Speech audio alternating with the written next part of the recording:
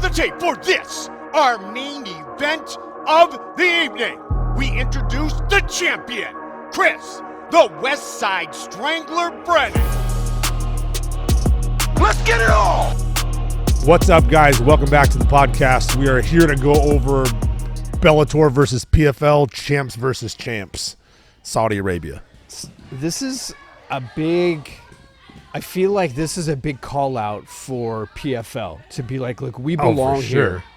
We want to do this. Are you surprised? I guess I was going to ask if you were surprised that Bellator signed this, but they don't have anything else going. Bellator? So, yeah. Bellator doesn't have a choice. PFL now owns Bellator. Okay. So PFL is putting on the Bellator versus PFL, but they own both of them. Yep. So they're in a win-win, basically. But at the same time, if anybody had any questions who had the better fighters beforehand, they'll be answered. They'll be settled here. Yeah, for sure. Now, PFL runs a little bit of a different system. Like PFL has they have a season, right? And they have there a are season, points, tournaments. And do you know very much about how that works?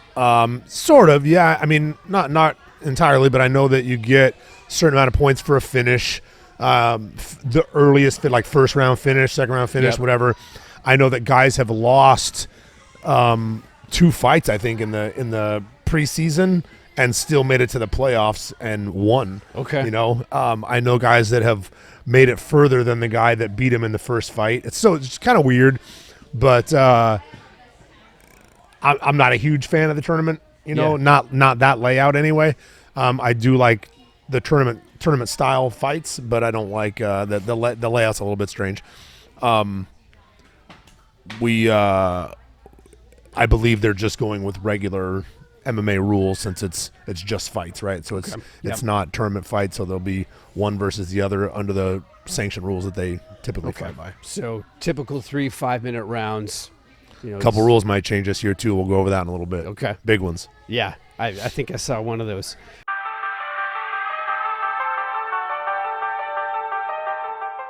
There was one fight on the undercard that you wanted to talk about, Gabriel Braga versus Aaron Pico. You're a big fan of Pico, always have been. I am.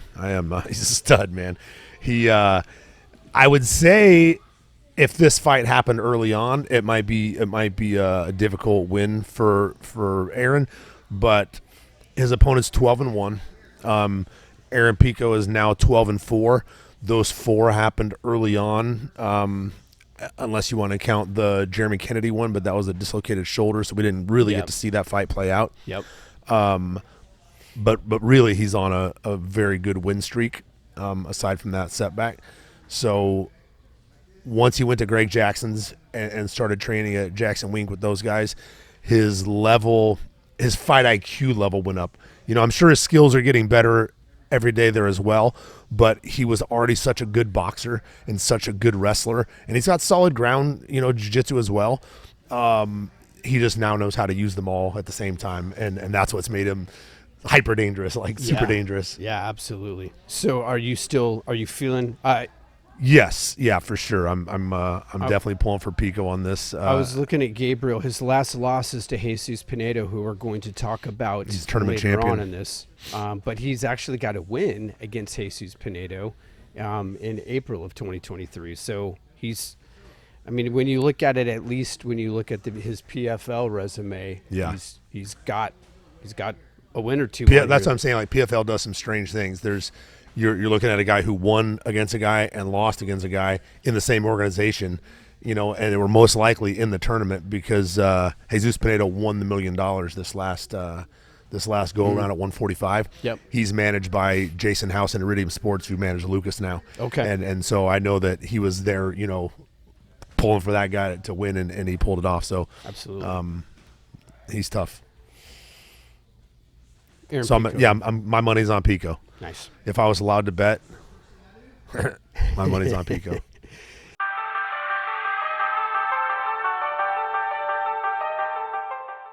So moving into the main card, then the first fight on this, and I'm a little shocked to see the opening fight on the card is AJ McKee. Yeah. Versus Clay Collard. Clay Collard's 24-11. AJ McKee is 21-1 with his lone loss be to Pitbull. Right. So here's the thing. If I'd never looked at Clay Collard's record and I just watched his fights and watched all the fights that he won, I would say AJ's in a lot of trouble. I would say this is going to be a very hard fight, and it still could be a hard fight. AJ has not looked the same at 155 as he did at 145. I heard he was going back to 145, but he's not for this fight. He's still 155. Clay Collard's good size 155, and he's a dog, man. He's tough. I think the size might play a factor. I think AJ probably pulls it off as long as he's training hard in camp, doing the right things. Yeah. I think he wins the fight, but I also think it is not that Pitbull's not a tough guy, but I think it's a step up in competition from his last couple fights. For AJ, it's a step up for AJ. Yeah. Okay. I think Clay Collard's tough, man. I watched him. I watched him fight Pettis and a couple other guys in the tournament, and he's a very tough guy. I'd like to look back and see what his 11 losses look like, just because he's tough, and he hasn't won the $1 million, so he's lost in the tournament for sure. He loses by decision. Yeah. Most. If you look at if you break down his losses, he's only been stopped once by strikes. He has been submitted 3 times, and then he's got 7 losses that come by way of decision. So he's not going to want to go the distance. And he's had a lot of cage time, for sure. If he's going the distance that many times, for sure. So when you look at decisions, he's got 17 fights that have gone the distance. So that's a significant. That's a lot of time in the cage. That's a lot of time in the cage. If you are in AJ McKee's corner, what are you telling AJ? I mean, just be AJ. Do what he does. He's a good striker. Clay Collard's heavy hands. I would stay on the long end of things until he was wrestling him. And if AJ gets to the ground with him, he's so underestimated in his jiu-jitsu skills, because he's not a jiu-jitsu guy, right? But he's very good at submitting guys. Absolutely. He's the one that we were chasing as far as the submission record went in Bellator. I think we end up being stayed tied for 3rd overall, but he leads the subs. Wow. Yeah, I guess it's amazing to me that he leads with subs and is still underrated when it comes to his ground game. Yeah. It's amazing to me that Luke's in 3rd and was only there for a few years. Yeah, there's that. There's that.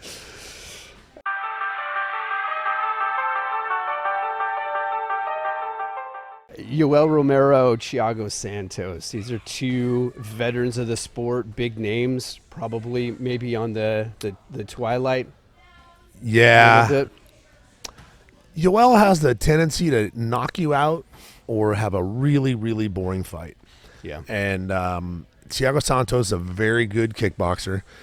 He's a guy who many people thought beat John Jones in the UFC and end up with 2 torn knees and whatnot.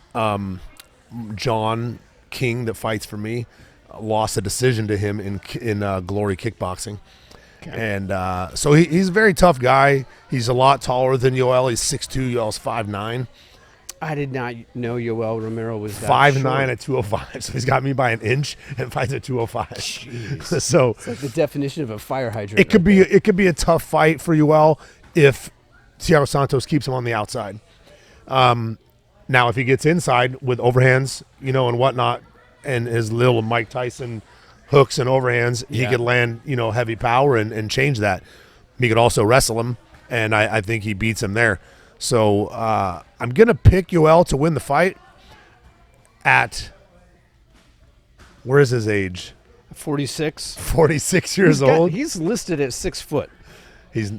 Yoel's listed at 6 foot. They've got their reach at 73.5 and compared to 76 for Thiago. That would make a little more sense if Yoel was 6 foot, but I don't know that he really is 6 foot. But I do know that he's 46 years old, and that's something.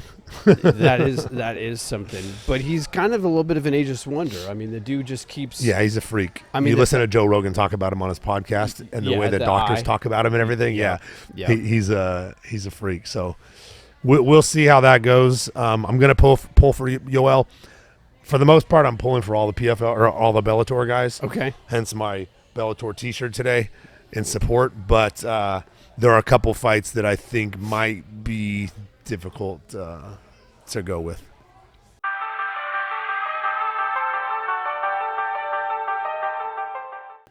Bruno Capoloza? Vadim Nemkov. You know I'm a Vadim fan. Yes. Love this guy. He's stud. 17-2. He is the Bellator champion.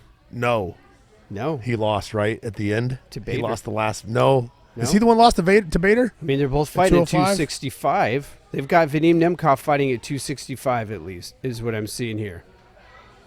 All right. So he did talk about moving up, and I guess this would be his debut moving up to heavyweight from 205. Yeah, he's not the champion there anymore. Nope. Yeah, his last fight actually we talked about was in June against Yoel, actually. And he lost that? No, he won. So who did he lose the title to? Who was before that? He beat Corey Anderson. He's still the title holder. He's still the title holder. Okay.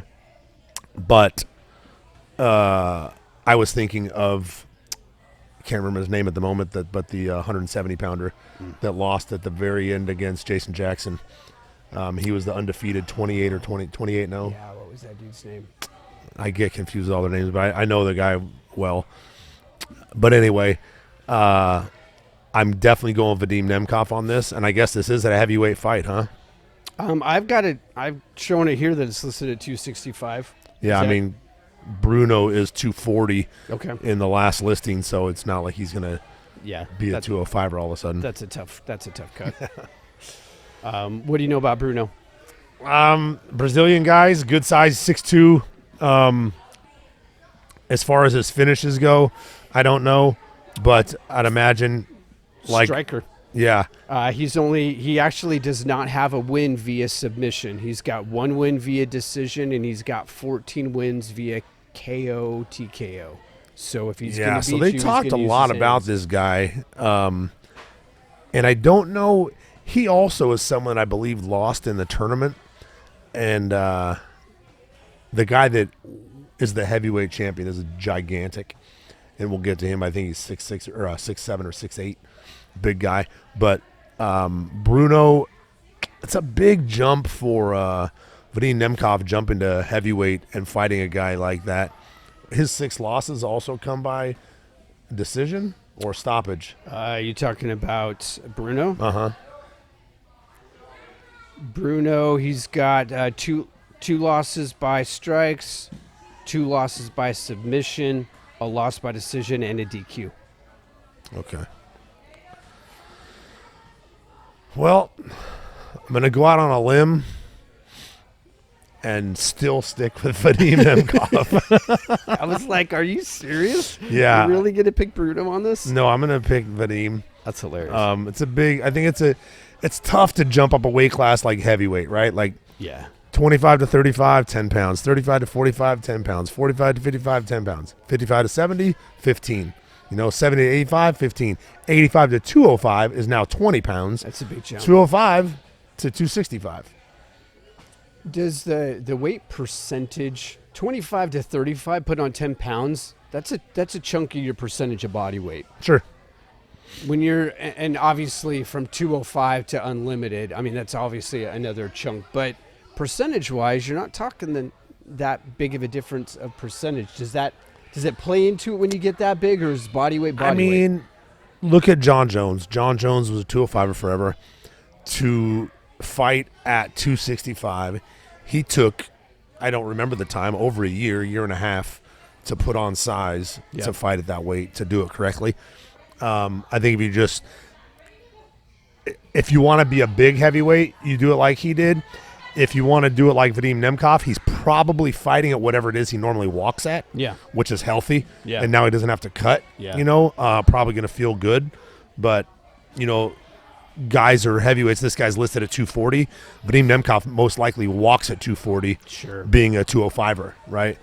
35 pounds is not that crazy at that big of a guy. So that means when you're on the treadmill, when you're doing your cardio, when you're rolling, all of that stuff, you're getting that real feel, and so you're used to that cardio and you're used to that.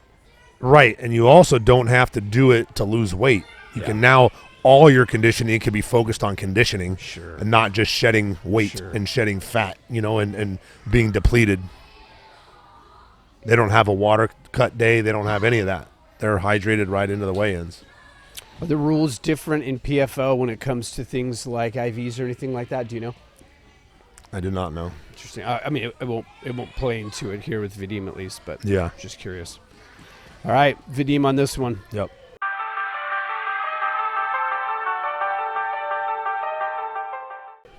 Jesus Pinedo, Patricio Pitbull. So 23-6-1, 35-6-0. 145. So Patricio's back to 145, right? Yeah, let me go back. Yeah, and see. it is. I believe PFL doesn't even have a 135, and that's an issue for Patchy. And they also don't have a whatever that Johnny Eblin's weight was, an 85-pound weight class. So I guess I'll have to look when we get to Eblin to see what weight class they're fighting at. But Jesus Pinedo, like I said, he's managed by Jason House and Iridium. He won the tournament. He's now fighting Pitbull. I'm assuming Pitbull came back to 45, feel more confident, feel strong again. Also getting older. How old is he? 30, upper 30s? Pitbull? Yeah. Pitbull, they're saying he's 36. Yeah. So he's getting there. And what is Jesus? 27. Yeah. Like barely getting to his prime. Yeah. Right? Yeah. 30, You're kind of 27 to 32, 33 is your prime. Yep. So he's kind of on the early end of his prime.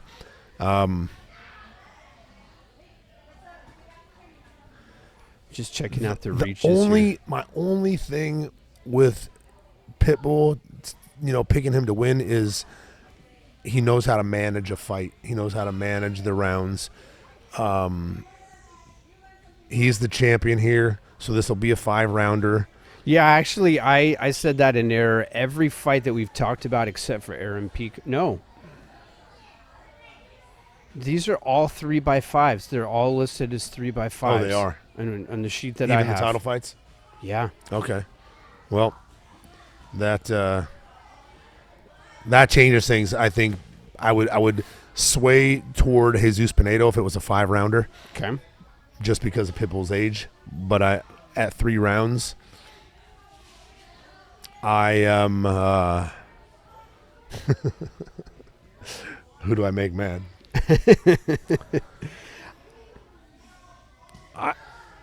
I'm gonna go with Pitbull, but I would not be surprised at all if Pinedo wins the fight. If I had to bet, I would bet money on Pitbull, but I would not be surprised at all if Jesus Pinedo wins the fight. Pitbull is giving over 10 inches in reach on this fight. Now, we probably could say that with just about every fight that Pitbull is in. 10 inches? Correct. Really? Pitbull's reach is 65.5. And I hit the wrong fighter. And Pinedo, his reach is 74. That's super long for a 5'9" guy. I actually have fairly long arms at 72 for a 5'8". Yeah.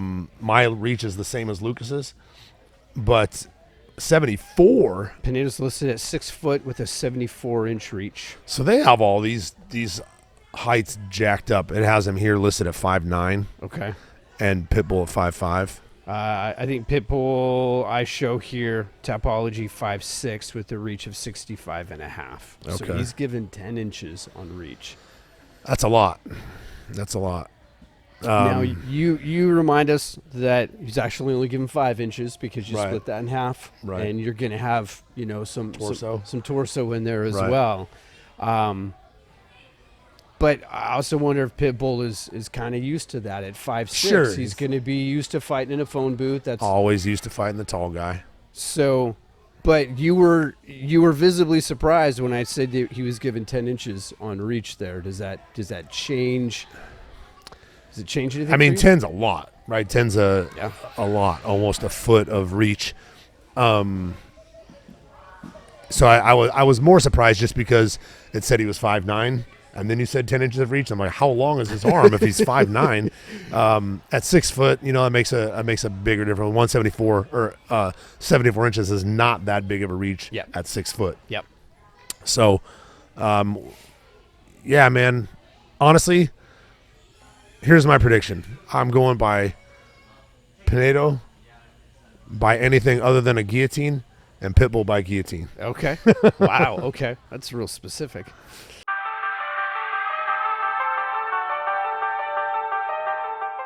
Impa Kasangane, Johnny Emblin. Yeah. I had to go back and look up Impa, and this dude is on the highlight reel of all highlight reels. If anybody hasn't seen it, he's fighting a guy named Joaquin Buckley. Yep.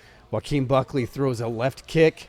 He catches Impa it. catches it, and Joaquin Buckley, with his plant foot, jumps, does a spinning back kick, catches him in the jaw, and it's done. But he doesn't fall right away. It's one of those teeter. Yeah. Like, he hits him, and Impa teeters for a little bit, but his lights are out. He used the leverage and strength of his hand holding him up to push off of that to jump and up, kick with the other hand. It was pretty amazing. I've never seen it. It's Joaquin like a Buckley. video game. Yeah, it was pretty wild. This guy then fights through, gets cut, I guess, from the UFC after a while, ends up in PFL and runs through the tournament and wins the $1 million. Good for him. Yeah, so he's also the champion at PFL right now, and he'll be fighting Eblin.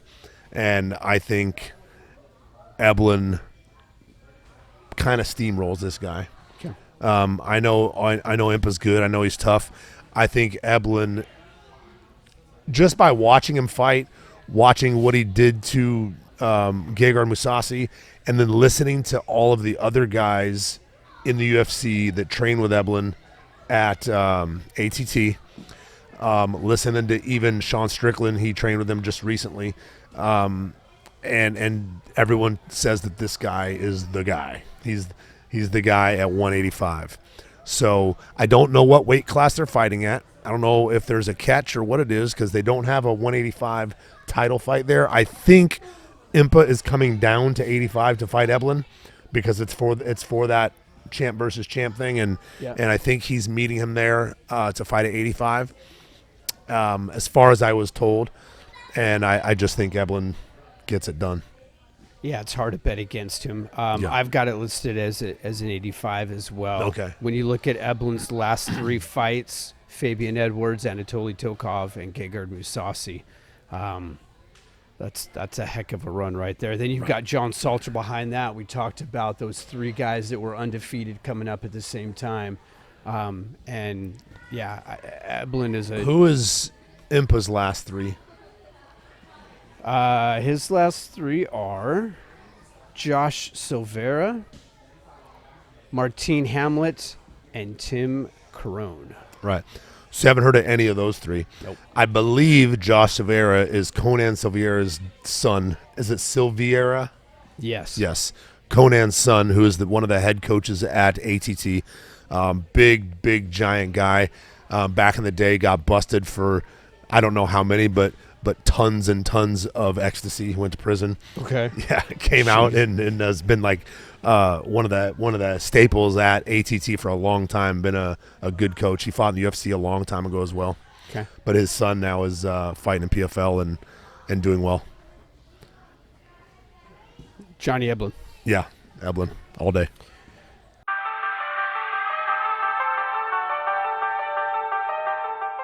Jason Jackson, Ray Cooper III. Fighting it at a weight I show here of 182. Yeah. So Ray Cooper is going through a lot at the moment. His mom's been sick. The Coopers are like the Kamakas to me. Known them forever and ever. Yeah. He was struggling to make weight at 70, moved up to 85, and missed weight. Oh. And now is fighting Jason Jackson at a catch weight, but he didn't make the weight 3 pounds heavier than this, so I'm not sure what the deal was with the catch weight. Jason Jackson's a 170 pounder. He's the champ at 170. On any normal day, I would have picked Cooper in this. But just given circumstances and watching Jason Jackson beat, why am I not thinking of his name? Yeah, I'll pull it up. He's the guy we couldn't remember just a second ago. Amosov. Oh, yes. Yurosov Amosov. Correct. Watching him beat him pretty handily and finishing a fight, Yep. I'm going to go with him as long as he doesn't stay in the pocket and eat anything from Cooper. There's Hawaiian power that only so many have felt from this guy and from his dad and from others. Yeah. And he just, you have to be careful there. I think Jason is kind of an all-around better fighter. I was hoping so Ray had contacted Rich Chow talking about coming here to train. Yeah. And it was during the time Kai had been calling out Luke. So I was like, what are your feelings on that? Because I don't, if that fight had to happen, whatever happened is they didn't come here. But now I think he stayed home and is training at home where he's trained most of his career. But I think he is a guy that needs to get away and get out and train somewhere. And hopefully, how old is he? Hold on. Ray? Yeah. It's listed as 31. 31. So, he's already had so many fights at 31. He's 25-9-1, and he's kind of on the. If he's not careful, he's already on the downside of his career. Yeah. Yeah. And he's won the $1 million twice. He's ran the tournament twice. He beat the guy that beat him, which is great. But I know they're going through a lot, and I feel terrible for him and his family. I would love to see him pull it off. I just think in this situation, Jason Jackson gets the win. With what Jason Jackson has done, even I don't know much about Ray Cooper. I know you're connected with him. Watching what he did to Amosov, yeah, that's hard to beat against that. And then you've got all the added. I watched Jason Jackson beat Diego Lima. I think it was Diego, one of the Limas, and Douglas Lima, and Douglas was a stud. He was so good, and I watched him beat him, but he was real boring. Took him down, got on top of him, didn't do anything the entire fight. Every round was that way. So I thought, okay, he wrestles. I didn't know he was a good wrestler, but that's his thing. And then he fought Amosov, and all of a sudden, he was good everywhere. And I was like, oh, I did not see any of that in his fight against Lima, but he was very talented, very good, very underrated by me for sure. I was like, oh, I did not realize he was this good, and he was. So I'm going to pick him to win that fight, but like I said, I would not be I couldn't be happier if Ray won the fight.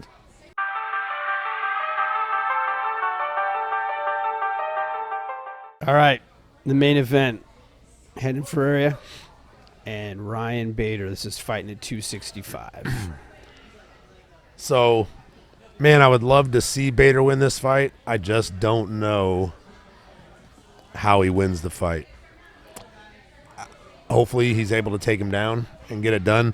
From what I've heard about this guy, and I did not watch this last season of PFL with this heavyweight, but supposedly he was a scary monster. He's six. Was it you have listed 6'8"? Yes. Yeah, 6'8", 85-inch reach. 85. Yeah. So that's John Jones' reach. Yeah. Isn't that John Jones? 84, 85? Something like that. Yeah. He's 34. Man, that's a big human being. 12-3. Yeah. 260. He's got Bader listed as 265. He's not 265. He fights at 205 and heavy. I know he's a lighter heavyweight. Yeah, I don't have a weight listed for Bader here. But he's given a lot, 74-inch reach. So there's and Bader's 40. Yeah. So he's got some miles. I mean, he's got 38 fights before this, so he's obviously got some miles coming in on him.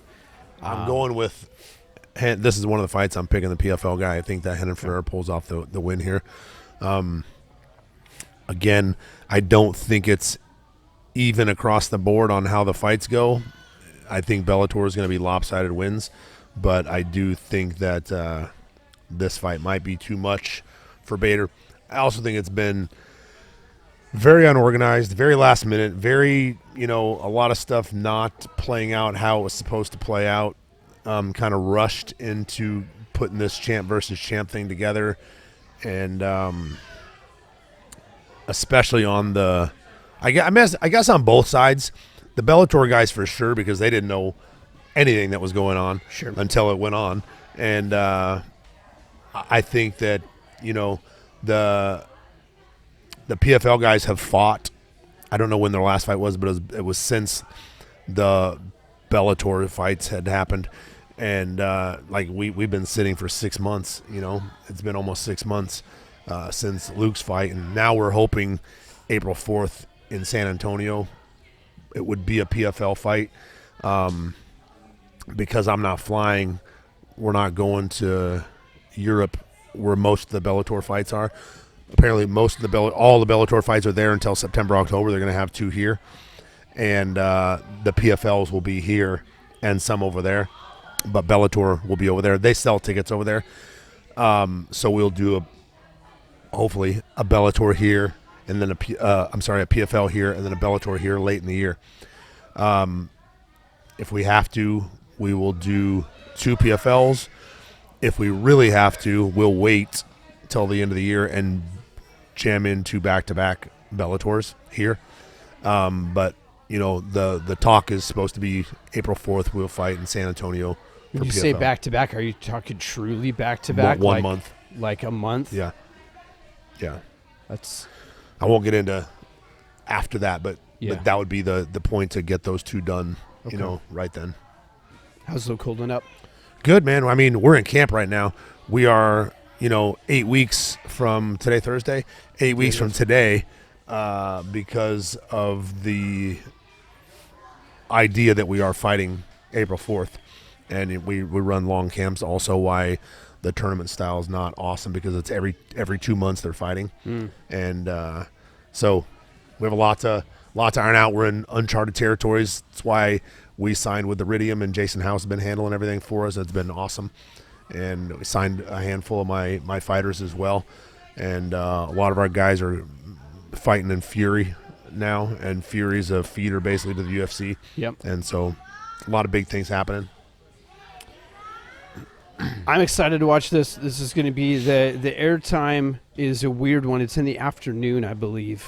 Because it's over there. Yeah. But, yeah, I think this is going to be great. And I'm really excited to see how. The other reason it's probably at that time is because, for whatever reason, they are having a pay-per-view the same day as the UFC Mexico City has their fights. Oh, wow. So, yeah. And UFC is a fight night. Brandon Moreno, Brandon Roval, there's good fights on that card. I'll be there for Victor Altamirano. That's going to be awesome. Okay.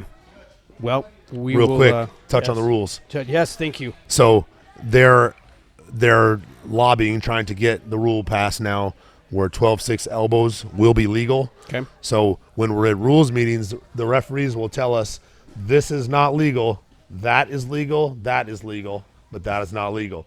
So there's such a fine line there that everyone is saying legalize this strike. It's dumb to not have it. Yep. And whatnot. So hopefully that passes.